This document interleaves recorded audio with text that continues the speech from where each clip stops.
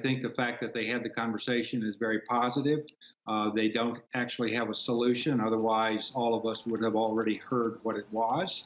Mr. Pompeo and the Turkish Foreign Minister Çavuşoğlu have spoken. General Guler and General Dunlap have spoken. So the dialogue is underway, and I think that that's overall a good sign.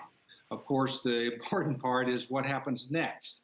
And I think that both sides at this point apparently are trying to work out an arrangement by which they will end this latest confrontation in a peaceful way. And I don't know. I know from Mr. Erdogan's statements, he says that Turkish troops don't want to fire at Americans. I can absolutely guarantee that no American wishes to fire at any Turkish soldier. So I'm pleased that the conversations are taking place, and we'll see what happens next. A lot of it has to do with Manbij, where the Americans have been working slowly to rearrange the, as I understand it, the participation in the council in the city. And if that were to move forward a little bit, I think something like that would be very helpful. I actually think the observation posts along the border are a very good idea. And the Americans did it with good intentions to show that they were interested in Turkish security.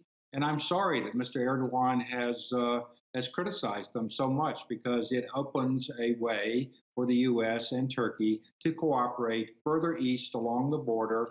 And no other country, not Russia, not Iran, nobody else is going to be able to help Turkey in that regard. The U.S. seems to be standing ready to do that.